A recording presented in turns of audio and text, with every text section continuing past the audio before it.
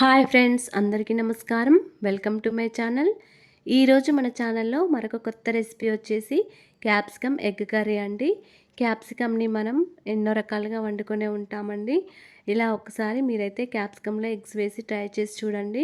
చాలా అంటే చాలా టేస్టీగా ఉంటుంది. మరి ఈ కర్రీని టేస్టీగా ఉండే ఈ కర్రీని ఈజీగా ఇప్పుడు ఎలా చేయాలో చూద్దామండి. క్యాప్సికమ్ ఎగ్ కర్రీ కోసం ఒక 3 క్యాప్సికమ్, ఒక 2 పెద్ద సైజు ఆనియన్స్, అలాగే 6, 7 వరకు పచ్చిమిర్చి తీసుకున్నాను. అలాగే కొంచెం కొత్తిమీర కూడా తీసుకున్నాను. ఎగ్స్ వచ్చేసి ఒక 6 వరకు తీసుకున్నాను. మీరు కావాలనుకుంటే ఒక 5 వరకైనా తీసుకోవచ్చు. మనం తీసుకున్న క్యాప్సికంలోకి ఎగ్స్ కరెక్ట్గా సరిపోతాయండి.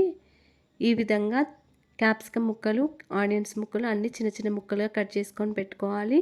ఇప్పుడు కర్రీని ప్రిపేర్ చేసుకుందామండి. కర్రీని ప్రిపేర్ చేయడానికి ముందుగా స్టవ్ ఆన్ చేసుకొని కడాయి పెట్టుకోవాలి. కడాయి హీట్ అయ్యాక ఒక టేబుల్ స్పూన్ ఆయిల్ వేసుకొని, ఆయిల్ వేడయ్యాక 1/2 టీ స్పూన్ జీలకర్ర వేసుకొని వేయించుకోవాలి. ఈ విధంగా జీలకర్ర ఫ్రై అయ్యాక మనం కట్ చేసుకొని పెట్టుకున్న పచ్చిమిర్చి వేసుకొని వేయించుకోవాలి. అదేవిధంగా ఆనియన్స్ ముక్కలు కూడా వేసుకోవాలి. ఈ ఆనియన్స్ ముక్కలు అనేవి లైట్ గోల్డెన్ కలర్ వచ్చే వరకు వేయించుకోవాలి.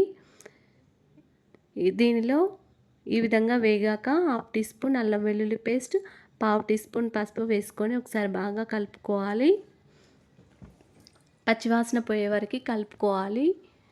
తర్వాత దీనిలో మనం కట్ చేసుకొని పెట్టుకున్న క్యాప్సికమ్ ముక్కలు, అలాగే కొత్తిమీర కూడా వేసుకొని ఒకసారి బాగా కలుపుకోవాలి.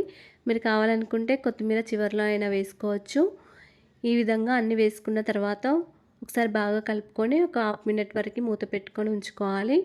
ఇప్పుడు క్యాప్సికమ్ ముక్కలు తొందరగా ఉడకడానికి రుచికి సరిపడా సాల్ట్ వేసుకోవాలి. ఈ విధంగా సాల్ట్ వేసాక మళ్ళీ ఒకసారి కలుపుకొని ఒక 5 మినిట్స్ వరకు ఉడికించుకోవాలండి. క్యాప్సికమ్ ముక్కలు ఉడికాకనే మనం ఎగ్స్ని బ్రేక్ చేసుకొని వేసుకోవాలి. ఈ విధంగా అన్ని ఎగ్స్ని కూడా పగలగొట్టుకొని వేసుకోవాలి. ఇది చాలా హెల్దీ రెసిపీ అండి. క్యాప్సికమ్ ఎక్కువ ఇష్టపడని వారు ఈ విధంగా ఎగ్స్ వేసుకొని క్యాప్సికమ్ ఎగ్ కర్రీని ట్రై చేసి చూడండి. చాలా టేస్టీగా ఉంటుంది. ఇప్పుడు అన్ని ఎగ్స్ పగలగొట్టుకొని వేసుకున్న తర్వాత ఒకసారి బాగా కలుపుకోవాలి. స్టవ్ను సిమ్లో పెట్టుకొని వేయించుకోవాలి, ఫ్రై చేసుకోవాలి. ఇప్పుడు దీనిలో 1 టీ స్పూన్ వరకు కారం వేసుకోవాలి. ఈ విధంగా కారం వేసుకున్న తర్వాత మళ్ళీ ఒకసారి బాగా కలుపుకొని స్టవ్ను సిమ్లో పెట్టుకొని ఒక 10 మినిట్స్ వరకు బాగా ఫ్రై చేసుకోవాలండి. ఎగ్స్లోని పచ్చివాసన పోయే వరకు వేయించుకోవాలి.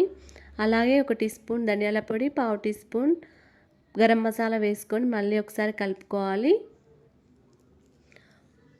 స్టవ్ని సిమ్లో పెట్టుకొని బాగా ఫ్రై చేసుకోవాలండి. అప్పుడే ఎగ్లోని స్మెల్ అనేది పచ్చివాసన పోయి స్మెల్ అనేది టేస్టీగా ఉంటుంది. స్మెల్ అనేది పోతుంది, ఎగ్స్లోని స్మెల్. అంతేనండి, కర్రీ అనేది రెడీ అయిపోయింది.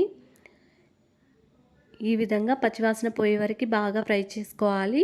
అంతేనండి, కర్రీ రెడీ అయిపోయింది. మీరు కూడా ఈ విధంగా ఒకసారి ట్రై చేయండి. క్యాప్సికమ్ ఎక్కువగా ఇష్టపడని వారు ఈ విధంగా ఎగ్స్ వేసుకొని ట్రై చేయండి. ఈ కర్రీ అనేది రైస్లోకి, చపాతీలోకి చాలా బాగుంటుంది. మీకు కనుక ఈ వీడియో నచ్చినట్లయితే మా ఛానల్ని సబ్స్క్రైబ్ చేసుకోండి. థ్యాంక్ యూ ఫ్రెండ్స్, ధన్యవాదములు.